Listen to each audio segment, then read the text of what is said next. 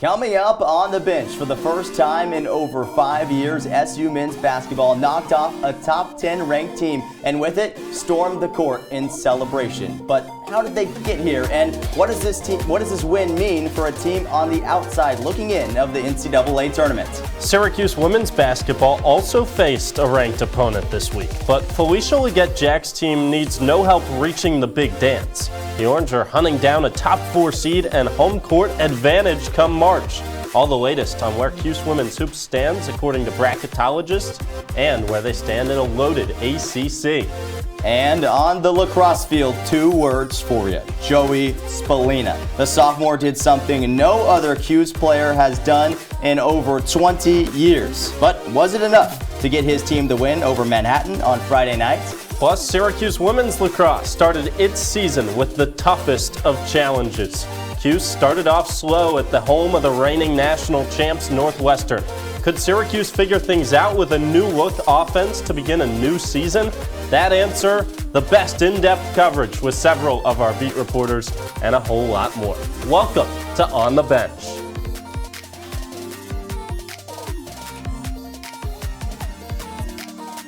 Hey, how's it going? Welcome into our CitrusTV studios On the Bench. I'm Nick Luttrell. That's Andrew Selliver. It's Valentine's Day. We got a little pink tie combination going on here. But Andrew, it's been a while since we've sat here on the desk together. Yeah, it's great to be back. I think we nailed it on the tie selection. You know how many days it's been since we've anchored together? Like 100. Way too many. 120 days. I did the math. I did the math. But it's very exciting to be with you. It's great to be back for On the Bench. But right now, we're going to get into our headlines of the week.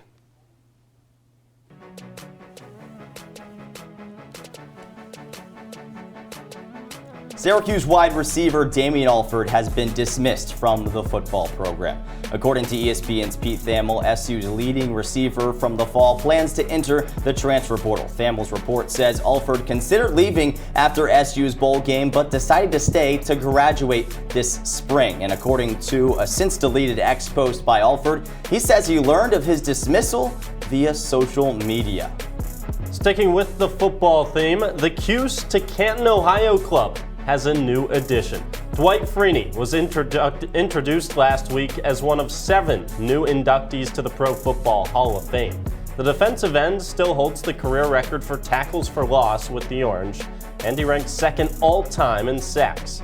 Across a 16-year NFL career, Freeney reached the Pro Bowl 7 times. He becomes the 9th Syracuse member to reach the Pro Football Hall of Fame. Cuse is now the 5th most represented university in Canton. From football to track now. Multiple Syracuse track and field athletes broke school records this past weekend. In Clemson, Trey Thorogood ran the 200-meter dash in 20.86, breaking his previous school record. Now that was in Clemson, but hundreds of miles north in Boston, the Orange were also breaking records. Perry McKinnon set a new indoor school record in the 5K, and Benny Anderson became the first true freshman in program history to run a sub-4-minute mile. And all right, Andrew, we teased it a little bit earlier with this Syracuse men's basketball team, an upset win against the Tar Heels of North Carolina last night. But we've got to rewind to go to last week. And to begin with that, we talk about their 3-game home stretch. And thankfully for the Orange, it started with the Louisville Cardinals, one of the worst teams in the conference. But that doesn't mean this team hasn't looked good this season, and they surely put up a fight in this one. And to begin our highlights, we'll start at the 5.5-minute mark of the second half. SU already down 4, and I just mentioned the Cardinals putting up a fight. Here's the player who led the charge, Sky Clark, with the steal and the dunk on the other end. That put Louisville up by 6. But not even a minute later, here come the Orange. Chris Bell gets it ahead to Judah Mintz, who says, and 1! Takes it all the way to the rack and smiles for the cameras as well. That tied things up at 79. And then Chris Bell, man, he had a day. Drained that 3-pointer. And SU now up 3 with 3 to play. But the Cardinals weren't done fighting, and it was that guy, Sky Clark, once again, their go-to guy. A 3-pointer with a minute left, and then here he has the ball. Still down 3, 7 seconds left. He sinks it, but while everyone else was standing around, Quadir Copeland is racing to the other end, gets a goaltending call to work out in SU's favor. After review, the call remains the same, so Cardinals have one last chance. You know who's going to shoot the final shot. Sky Clark, a pump fake, Three-pointer at the buzzer, no good. Off the right side of the rim and the backboard. Huge win for Syracuse, breathing a sigh of relief, 94-92 over Louisville. And, Andrew, we didn't mention one of the players on those highlights, Malik Brown. He made history on Wednesday. Pretty special stuff from Brown. Yeah, you see this stat. It's a pretty complicated one, but basically recording at least 5 or more tallies in each of those 5 stat categories. Just the third time in the last 15 years. What Malik Brown has done is just a lot of resiliency showing on the court. He shouldn't be playing at the center position. He has to play at the center position as an undermanned 5 for this team, and he's really showing off his athletic ability, and he can do it in all facets of the game. Absolutely, and another player for this team who twice now has been the hero for the Orange is Quadir Copeland. The sophomore has shown significant improvements from last year to this year, including more than tripling his average points, rebounds, and assists per game. Prior to this weekend's game against Clemson, our very own Liam Griffin sat down with Copeland to discuss his recent success. Coming into the season, it was widely talked about how 200 shots a day to improve that jumper. Now the results are paying off. What's it been like to see them pay off, not just in practice, but on the game court as well? It's been good. I feel like it wasn't really just the work. It was confidence, I feel like you just got to build your confidence also, too, to have the confidence to take certain shots like that, especially when certain people say that you can't do it and, people thinking you can't do it underestimate you. So it's definitely confidence for me. This next 2-game stretch, Clemson, Joe Girard's return, and then North Carolina, one of the best teams in the country, national championship contender, highlighted as probably the biggest marquee 2-game home stretch of the season. Mm-hmm. How do you channel what should be a raucous dome energy into your play on the court? You just got to focus. At the end of the day, you can't overthink things like that. Like my guy Jew, everybody Judah, but his saying is don't overthink it. Just so like I said, I'm gonna just use that. Don't overthink moments and crowds, things like that. You just gotta be yourself at the end of the day. Over the final few weeks of the season, you go to Atlanta for Georgia Tech, Raleigh for NC State. You got road games at Louisville and Clemson too. Is there something about playing on the road, particularly to close the season, final 2 games on the road, that gives you an added boost per se? Yeah, 100%. Because I feel like always going into somebody's house and beating them is always a great feeling. It's like I said, it's adversity you face, it's the crowds against you. It's a good moment, especially when I'm in that atmosphere. I love it. So it's definitely a good feeling. And as the season comes to a close, 8 games left. What do you want to see in terms of your personal growth? I just want to win at the end of the day. I just want to win. I want to keep improving, find ways to grow as a player, grow as a person, and just keep winning at the end of the day. That's all I'm worried about. And then in terms of the team, NCAA's tournament is still the goal, I would hope. 100%. 100%. That's always the goal at the end of the day. Quadir Copeland has certainly stolen a lot of the spotlight this season for Syracuse men's basketball. But this past week, it wasn't Copeland, but rather Joe Girard that was capturing all the headlines entering a matchup with Syracuse. When the guard committed to the Orange, there was no hiding the high expectations for an 18-year-old who set a New York State high school scoring record. And after 4 years with Syracuse, Girard decided to swap out one Orange for another to join Clemson in his final year of college eligibility. And with the Tigers visiting the Orange this past weekend, Girard was slated for a grand return to the Dome. But despite ranking top 20 in Syracuse scoring history and third all-time in made threes, JG3 entered to a predominant chorus of boos, Nick. A little surprising to you? That was a little surprising. I mean, I think that mainly came from the student section being in that arena, but most of the fans, I think, should be appreciative, and I think they are appreciative of what Girard did. But yeah, it was a lot of boos. 4 tough years with Syracuse where he put in all the hard work, but forget the boos for Girard, because it's all about the main event, 40 minutes to decide whether Syracuse would claim a first statement ACC win or Clemson would keep its name at the top of the conference conversation. Let's check out the highlights between the Orange and the Tigers. Straight off the tip, Syracuse trying to get that big statement ACC win against a projected tournament team, and Malik Brown right out of the gates, he was ready, getting a hand in the cookie jar, which he's loved to do all year. But how about Joe Girard? Get it going from deep, young fella. Clemson goes on a 15-0 first half run to take a 14-point lead. But Syracuse would get things rolling both down low and from the perimeter. Back-to-back games with double-digit scoring for Chris Bell. Still at the break, though, the Tigers would have a double-digit advantage over the Orange. That would be trimmed pretty quickly in the second half. J.J. Starling, well, he's certainly figured out the deep ball as of late. And back to Chris Bell for some more magic from behind the arc. This game would go down to one possession here just 10 minutes into the second half, but Girard didn't miss a shot in the first half, only missed one all game. He would silence plenty of the noise. Syracuse with mints, but P.J. Hall, the leading scorer on the other side, take it to the rack. That was the guy to look for down the stretch. Hall, the second best scorer in the ACC. Starling would tie it up, but that's the closest Syracuse would get because P.J. Hall and the Tigers would claim a win in the Dome. After the game, Joseph Girard, who notched his 2,000th career point, well, he had something to say, coming back to his old stomping grounds.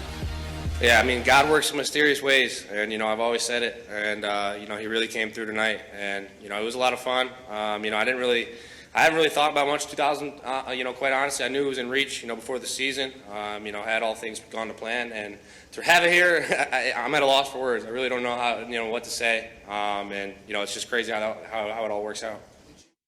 So, Nick, we've talked some about the accolades for Girard in his 4 years in Syracuse, but he keeps just performing and performing at what is projected to be a tournament team this year with Clemson. Yeah, and you said it, a tournament team. I think that's one of the things that's helped Girard so far this season. No disrespect to the team that Syracuse had last year, but this is a much different Tigers team than the Orange were a season ago. This is a tournament team, no doubt about it. And so Girard playing on a better team, obviously he's going to have better results. He's been in that shooting guard position as well, so I think that's really helped him to perform so well. Syracuse, he was a point guard guy. Now he's a catch and shoot type of guy, and that's really helped him excel in this game, Andrew. Clemson currently projected as a 5 seed in the NCAA tournament. So after Saturday's loss, SU turned around Tuesday night with an even more challenging opponent, number 7 North Carolina. 1 month ago to the day, the Tar Heels destroyed the Orange 103-67. It was SU's worst loss since joining the ACC, but the 36-point blowout was in the Dean Dome in Chapel Hill, and on Tuesday night, it was SU's turn to host it in their dome. JMA Wireless, maybe not quite the crowd it had on Saturday, but still a tough place for any team to play. First possession of the game for this Tar Heels team. SU in the 2-3 zone like they were all game long. They left open Cormac Ryan. That three-pointer good, but it was actually the Orange who couldn't miss early on, and this is one of those yes shots from Malik Brown. Just his 5th three-pointer of the season, and a minute and a half later, why not? Another three-pointer good for Malik Brown. SU up as much as 10 in the first half, but Andrew, the Tar Heels kept chipping away at this deficit. Yeah, you mentioned the 2-3 zone, the most that Syracuse fans have seen it all year. You got to live with a couple threes. Cormac Ryan, then Ingram, and back to Ryan as the Tar Heels knocked down a couple from behind the arc. And these three-pointers by UNC gave them a narrow lead towards the end of the half. But on the other end, efficiency was the name of the game for Judah Mintz. 8 of 11 from the field for 25 points. And another guy who was pretty efficient, J.J. Starling. His pull-up jumper good here, and we're all square at 42 at the break. We go to second half action now. Syracuse just doing such a good job offensively, Andrew. Yeah, it was ball movement, and the Orange just couldn't miss, Nick. The best shooting percentage in 10 years for Syracuse. Really impressive stuff. So a great start to the second half for SU, but soon enough, here comes the UNC run. A three-pointer good from Elliot Cadeau right there, and then he finds Armando Bacot just taking down that 2-3 zone once again. He slams it home, and a few minutes later, the one guy that Syracuse couldn't leave open, couldn't get hot, RJ Davis drains that tray ball. UNC all of a sudden has a lead, 62-61, but here's the moment you knew it was SU's night. Starling, as the shot clock expired, banks it into the rim and gets it in. That put SU up 2 with 6 minutes left, and the Orange didn't look back. Here's how the final call sounded on WAER's airwaves. For the first time in 1,856 days, Syracuse beats an AP Top 10 team. 86-79 is your final score, and Ethan Frank has more on the big win. The great thing about sports is that anything can happen on any single day in any given venue. And that is exactly what did. After getting blown out by 36 points in Chapel Hill a month ago, Syracuse took down number 7 North Carolina 86-79 inside the JMA Wireless Dome. And for the Orange, there were a lot of storylines, playing a lot more 2-3 zone defense compared to the usual man-to-man. The combined scoring output of Judah Mintz and J.J. Starling, 48 points from the backcourt in the victory. And for Starling specifically, this has continued a run of strong play. And for him, it's all about how confident he is on the floor. Man, confidence is the true key to basketball for sure. I didn't really have confidence in the beginning of the season, but now I have it, and I'm really starting to play like the player that I know I am capable of being. And you know, I just hope to maintain that confidence. You know, people forget. You know, he came off of a tough year as a freshman. When you come in with a lot of expectations, and then you come back, and then he was injured, so he was coming back from injury. I just think it just took him some time, and he's just working, and I think he's very confident right now. I think the team is gelling right now. Like I said, we've had some tough losses. Whether it was 30 points or the Clemson game where you just had some tough losses, and I think through all of that, that bonds you. And I just think these guys are confident. They are starting to kind of turn that corner. It's been a while since the fans inside the Dome got to storm the court, and they'll have to wait another week and a half to watch their Orange play inside the Dome as Syracuse travels to Atlanta to face Georgia Tech this weekend and look to continue its momentum in the ACC after improving to an even 500, 7-7 against number 7 North Carolina. Reporting in Syracuse inside the Dome, Ethan Frank, Citrus TV. All right, Ethan, thank you. Coming up, it'd be an understatement to say women's basketball is putting together a historic season. When On the Bench returns, we'll check in on how the 'Cuse has fared over the past week. OTB will be back in a bit. Jason, let's go see your room.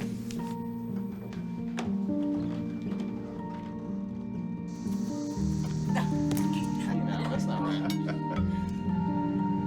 How is it? Is it good?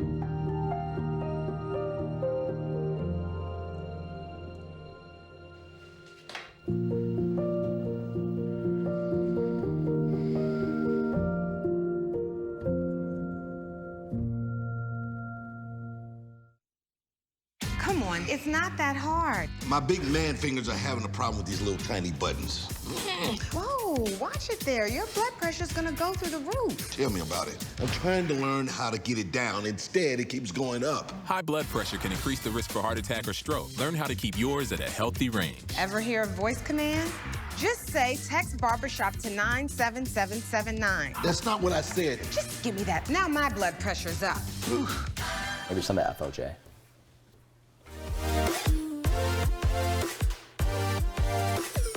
Welcome back into the Citrus TV studios with Nick Luttrell. I'm Andrew Sullivan here for OTB. We just touched on men's basketball. First-year head coach Adrian Autry finally starting to turn the tide for Syracuse. But second-year head coach Felicia Legette-Jack for the women's team, Nick, has been impressive this year, to say the least. Yeah, she's looking really strong. Like you said, only in her second year. They're easily going to make the NCAA tournament. Might be a top four seed. Might be able to host. We'll have to see how things go. But very, very exciting so far this season. They're working on that right now. And every year in ACC women's basketball, teams host a Play for K night, honoring former NC State head coach Kay Yao and raising awareness for breast cancer. Syracuse women's hoops hosted Georgia Tech last Thursday in this year's Play for K game in the Dome, an event that carried extra meaning for both teams. Cuse assistant coach Sue Ludwig won a battle over breast cancer 7 years ago, while former Georgia Tech assistant Tasha Butts tragically passed away this year in her own battle against the disease. With plenty on their minds, the Orange and Yellow Jackets took the court in special pink-out jerseys. Let's check out the highlights.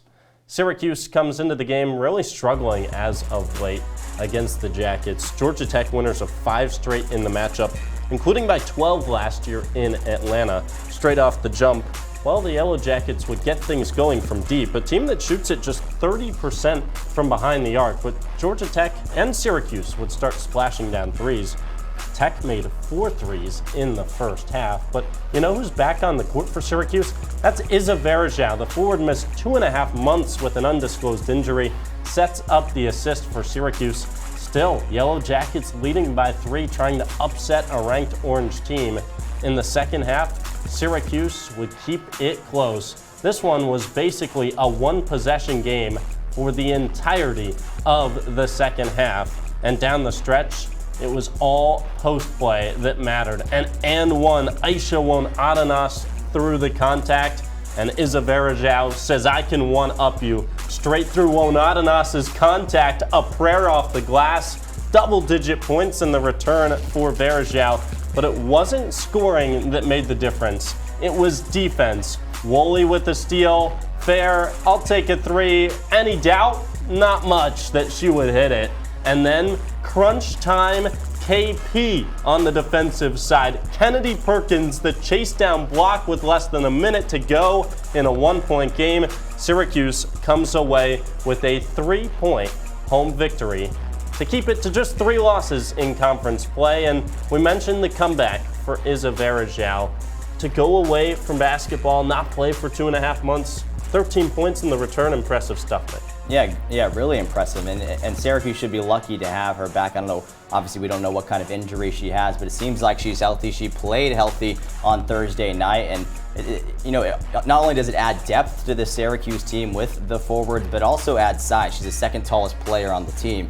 And so with Verejao back in the lineup, this team is going to be really special this season. Yeah, after the win, Verejao received the team's patented hard hat, but instead of celebrating her own return and success, she thought of assistant coach Sue Ludwig, who we mentioned on Breast Cancer Awareness Night, donated the hard hat for the night to Coach Sue Ludwig and talked after the win about what Ludwig means to her.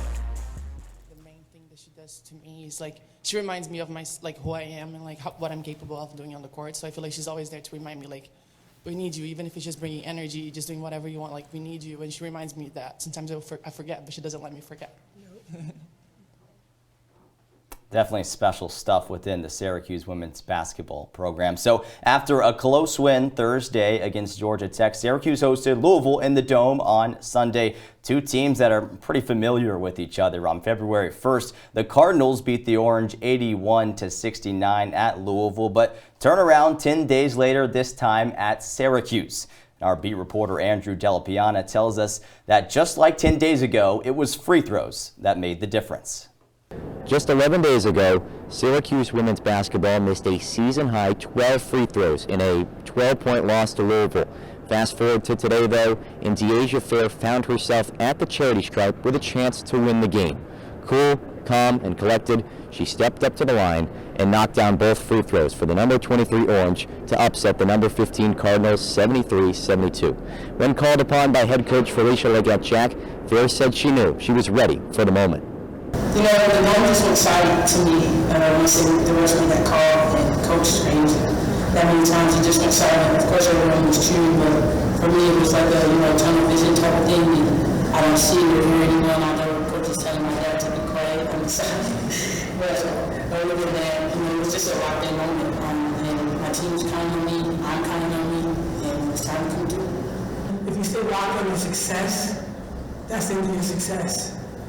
If you stay locked on your failures, that's a continuum.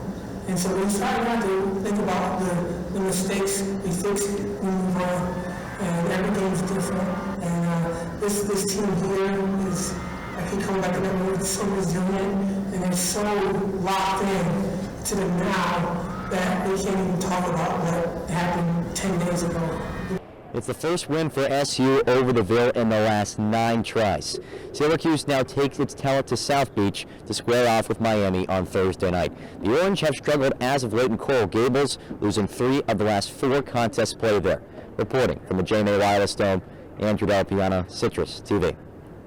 So after a 29-point performance, and not to mention some clutch free throws down the stretch, De'Asia Fair is just 71 points away from passing Brittany Griner for 5th all-time in points scored. Andrew, we're witnessing history before our very eyes. It's been pretty special to watch two players currently playing in their last year of college basketball just move up the record books in Caitlin Clark and De'Asia Fair this season. And although we're getting in this push to March, it's easy to get all eyes locked in on basketball. You can't forget that springtime's here around the corner, and that means lacrosse season is also here when we come back to On the Bench. We'll discuss what the latest is for Syracuse men's and women's lacrosse as they get their seasons kicked off. That's ahead. Stick with us on Citrus TV. Last week, Brandon met a girl on a dating app. One day after work, he finally found the courage to ask her out. No answer. He started to panic. Was he being too pushy? Maybe it was too... Hey, sorry I didn't respond. I was driving. I would love to go on a date. How does tonight sound? Brandon tried to play it cool, but inside he knew. A girl so smart, so responsible. She must be a keeper. I see you mobbing over her. Let's go. Let's mob. Let's crawl. Let's crawl. Let's crawl. Hey, yo, we mobbing. Come on, girl. Let's crawl. Hey, yo, let's crawl. Hey, yo, let's crawl. Hey, let's crawl. Hey, yo, let's crawl.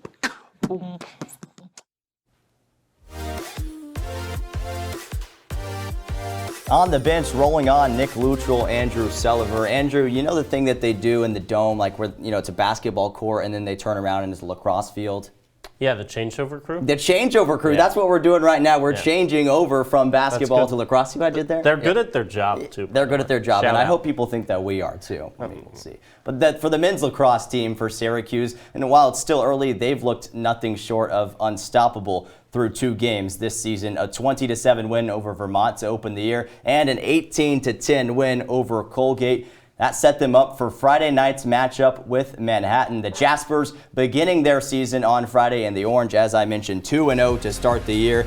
Due in large part to the guy who just scooped up this ground ball right here. Mason Cohn, the face-off specialist. He actually scores the first goal of the game right here. Not too often you see a Fogo scoring a goal. That was just a start. 30 seconds later, the orange on the board again. Owen Hiltz this time, and you saw a Fogo goal a minute ago, and now it's Sam Alexo who gets a long pole goal for the Orange to put them up 6-1. But watch this. Here's potentially a top play nominee. Cohn gets it ahead to Sabalina, who makes a miraculous goal, catapulting it into the back of the net. Syracuse cruising with a 12-2 halftime lead, a lead that was too much for Manhattan. There's Tyler Cords padding the stats for SU in the fourth quarter. The Orange trampled the Jaspers 16-3 to move to 3-0 on the season. And as much as this was a full team effort, it was a dynamic duo of Joey Spallina and Owen Hiltz who were stars in this one. Both players notching hat tricks with 3 goals apiece, and Spallina not only scoring but finding his teammates as well. 7 assists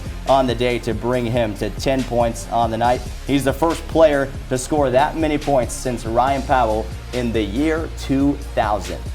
So 1 week down and 3 wins down on the men's side, Nick, but just getting going on the women's side. Saturday marked opening day for NCAA women's lacrosse. Cheers to those of you that celebrate. And you didn't have to wait around for a top 5 clash. Second straight season, Syracuse and Northwestern opened their season squaring off. Let's head to the Lake Show to find out who started their season with a bang. This game taking place not on the banks of Lake Michigan, outdoors, a little too cold in February, inside the $300 million Ryan Fieldhouse, and Northwestern reigning champs, #1 seed, starting the season off hot. Madison Taylor opens the scoring, and when the first quarter was all said and done, well, it was 8-2 Wildcats. Syracuse losing 2 of its best attackers from last season, the Meg Show, Meg Carney and Megan Tyrell, but they had a response in the second quarter, figuring out where that new offense would come from. It would come from Olivia Adamson, who had 6 goals, but still Syracuse trailing by 5 at the half. The Orange would try and mount a comeback against this potent Northwestern team, and they would do so in the second half. More Olivia Adamson. We mentioned the 6 goals. Well, that would get Syracuse back in it. Madison Taylor, well, she was a star. You would expect Erin Kuykendall and Izzy Skane, the 2 Tewaaraton finalists, but Taylor had herself a day. Then more Adamson, as Syracuse got this one eventually to a 15-12 game after 2 Adamson goals. And then the second most points a year ago for Emma Ward took her till the 4th quarter to get going. She would get Syracuse within 1. The Orange were down 6 in the 1st quarter, making a big-time comeback, but that's the closest Syracuse would get. Lindsay Frank, a goal, and then Izzy Skane was locked down, the Tewaaraton winner from a year ago, for most of this game. It can't stop her for all 60. Northwestern wins it by 3 over Syracuse to kick off the season.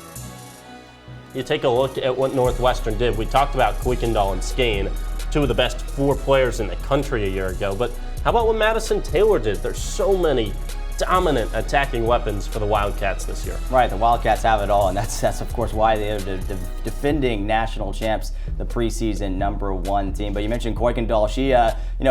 She was someone who was close to winning the Tewaaraton last year. Of course, Skane ended up winning it, but I think now she's poised to capture it from her teammate for this season for Northwestern. So the bad thing about playing Northwestern to open this season is it's Northwestern, the defending national champs and #1 team in the nation. But the good, it should only get easier from here on out for Syracuse, and the Orange got a feel for one of those easier teams today as they captured an 18-7 win over number 18 Army. SU controlled this one all the way through, Andrew. Yeah, Natalie Smith has been a real shining star here for Syracuse. We mentioned you got to figure out where that attack is going to come from. A hat trick in game 1, 6 points in game 2. How about Peyton Rowley, a junior that really shines here after struggling to get her feet under her last year? 4 goals, Nick, for Rowley to tie Natalie Smith with the lead in goals on the afternoon. That's right, Andrew. And to talk more about today's comfortable win over the Black Knights, we bring in our women's lacrosse beat reporter, Rahil Jaswal. Rahil, thanks so much for taking the time after your busy afternoon inside the Dome. We just talked about a tough loss at Northwestern on Saturday, and today getting the seemingly easy win against Army. What do you think was the difference in those 2 games for the Orange? Yeah, well, Nick, it all started in the first quarter. The first quarter for Syracuse against Northwestern was an absolute disaster. You go down 8-2 against the defending national champions. You almost have to play perfect margins to try and get back in the game. And they did that. They almost came back and won, but in the end it wasn't enough. Today against Army started a lot better. How about outscoring the Black Knights 8-2 in the first quarter? The offense was moving really well. We saw them switch to a zone defense after going primarily man. It gave Army a lot of difficulties, but all in all, a really good start for Kayla Traynor and her team, especially in the first quarter, which was really the difference in the game. No doubt about it. Starting out fast is very important for any team, especially for this women's lacrosse team. Now, they struggled to win draw controls on Saturday, but they cleaned that up in today's game, didn't they? Yeah, a little bit. Obviously, going up against Northwestern, it's tough. They lost that one relatively easily, 24-13. Today, it was 16-11 in favor of the Orange. Much cleaner. Kayla Traynor, after the game, said there's still a little bit they got to work on, but it was a much improved effort from that draw control team, and that's really important for the Syracuse team. You get yourself extra possessions, you let the others shine. This is a team where, like Andrew said, where is the offense going to come from? They're finding it in different ways. Maddie Baxter got on the score sheet today. Olivia Adamson also got a goal. She had 6 goals against Northwestern. Really a really complete team overall, especially on the offense. I agree. That's one of the things that's impressed me so far. I mean, just 2 games into the season, but anybody on this Syracuse team can score goals and can get them the win. Rahil, thanks so much for taking the time. Excellent insight, as always, from Mr. Jaswal, our women's lacrosse beat reporter. All right, coming up next here on the bench, find out how SU softball performed in its season opener down in South Carolina over the weekend, and we'll also check in on some women's ice hockey. OTB returns in a bit. Look at you. You're at the top of your game. You're unstoppable. Nothing can throw you off track. Wait, is that your car? Uh-oh. Yeah, I saw that coming. That will throw you off track.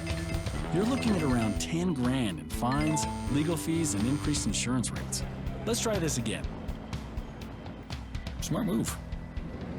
Because buzz driving is drunk driving. Well, Thomas, you've got pre-diabetes. But with more exercise and a change in diet, it can be reversed. I've tried exercising. It just makes me hungry for bacon. I love bacon, too. And who really likes to exercise? Not me. Me neither. Nobody. So we're good? What? Oh, you still have pre-diabetes.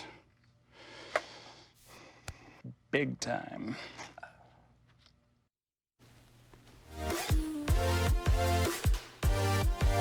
Welcome back here to On the Bench. Andrew Selliver, Nick Luttrell with you. We just keep on going, and I know Punxsutawney Phil said early spring, but we got to get to the ice at some point. That's in right, show.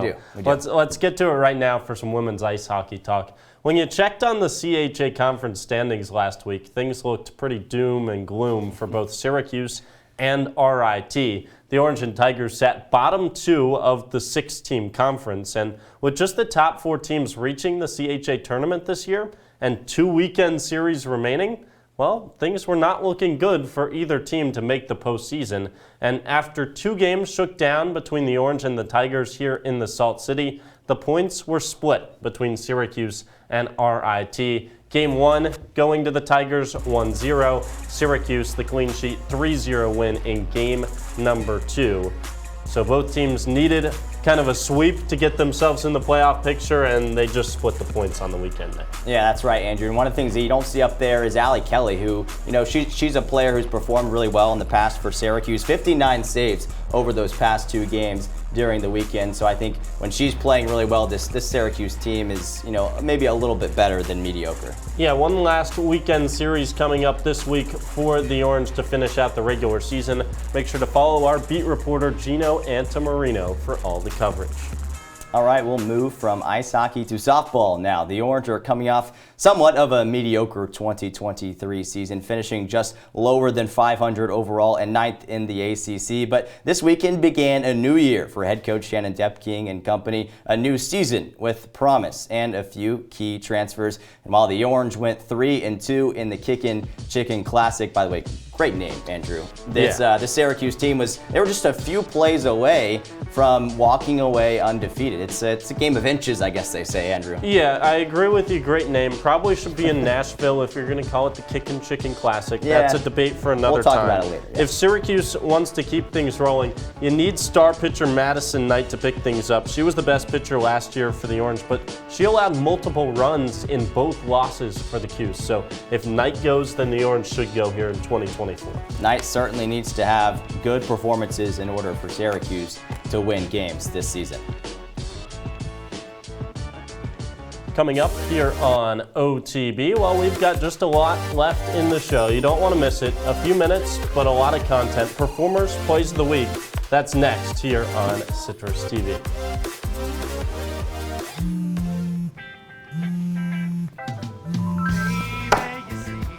Yeah, we're good. All right, finish strong.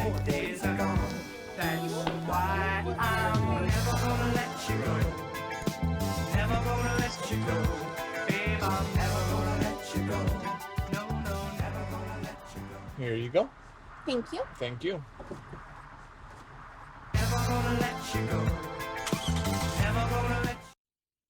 Meet Norm. He lives with anxiety, but with the help of this latest innovation from Be Normal, he can be normal, just like everyone else. With the swipe of a finger, you can project happiness, confidence, machismo. Why settle for being real when you can be normal?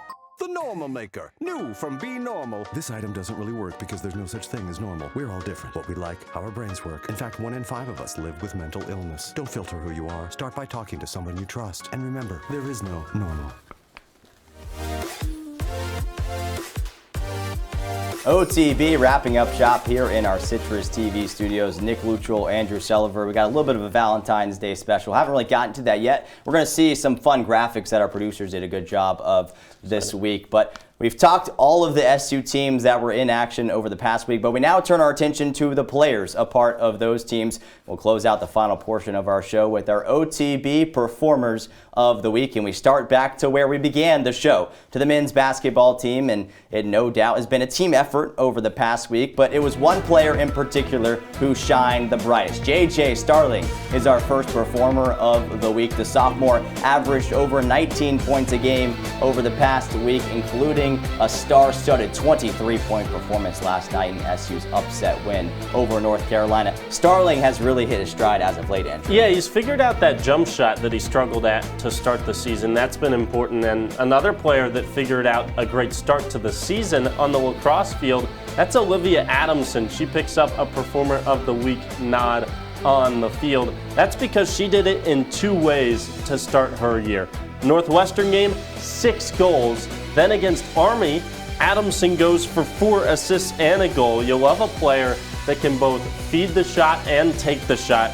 Leads the team with 11 points through her first 2 games of the year. 5 preseason All-Americans for Syracuse. She was left off the list. Maybe she's trying to prove a point here to start the year. Yeah, maybe so. And 6 goals against the #1 team in the country is something to be proud of. For our next performer of the week, we go down to South Carolina, where SU began its season this weekend, and no one stepped up bigger than senior Angel Hasso. The outfielder had career days in every game she played in, with a total of 10 RBIs, 12 hits with an incredible .706 batting average, not to mention a big-time home run and SU's 5-4 loss to Coastal Carolina on Friday. The team looked good, but Hasso looked the best out of Syracuse softball this weekend. Nick, this next performer, you basically can pencil her name in every week on Performers of the Week. That's Deasia Fair on the basketball court. Goes for 17 points against Georgia Tech and 29 against Louisville. Pretty sure I could tell you she went for 2 against Louisville and she'd still make the segment, because those last 2 free throw line win the game. That's all that matters. Deasia Fair, there's just no words to describe what she's doing to finish out the regular season.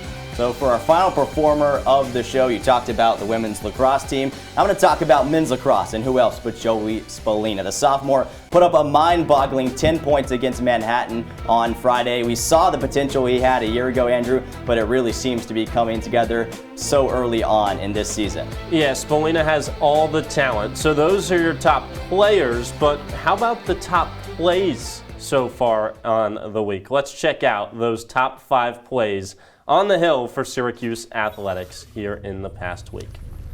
At number 5, we go to the Diamonds. Softball getting started, Kickin' Chicken Classic, and how about a kick into that swing from Angel Hasso? Starts the scoring in the second against Coastal with a 3-run bomb. The home fans for the Chanticleers just leaving the tailgate to get in, and the Chants already down 3-0 thanks to Hasso.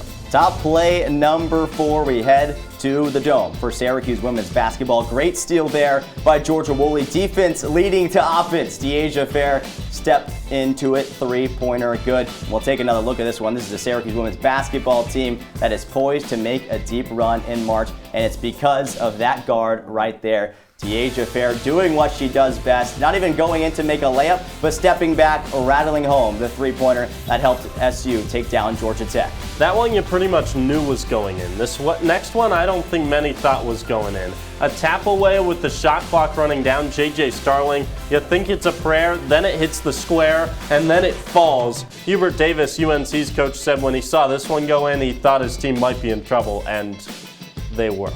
They absolutely were. Impressive win for Syracuse last night. But for our top play number 2, we go from basketball to lacrosse. And this was a special play here by Olivia Adamson. The junior gets it inside for Syracuse. And look at this play. She moves around the left side, goes under the right shoulder, of the Northwestern defender into the back of the net. Impressive goal for Adamson. Play number 1 on the week. Nick already said it might make top plays. It didn't just make it, it's number 1. Let's go. Mason Cone, less than 10 seconds left off the face-off. A one-hopper meant to be a shot. Spolina doesn't care. He launches it on the one-hopper like a shortstop straight into the back of the net.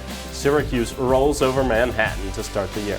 Impressive stuff from Syracuse athletics all week long. That's going to do it for our show. Thanks to our executive producer, Max Gifford. That's Andrew Selver. I'm Nick Luttrell. Happy Valentine's Day. Here are your images of the week.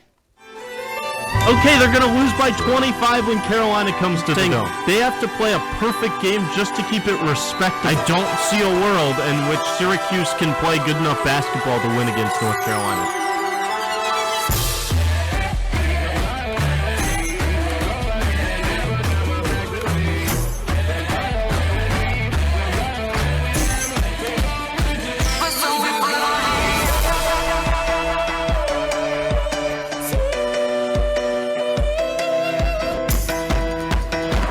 Left elbow, makes a shot, kicks out Brown. Wide open three. You bet! The Orange are exploding to a 13-7 lead, 4 minutes into the game. Starling on bait, got 5 seconds to shoot. Loses the handle, high on the left wing, chucks up a deep three. He makes it in! For the first time in 1,856 days, Syracuse beats an AP top 10 team.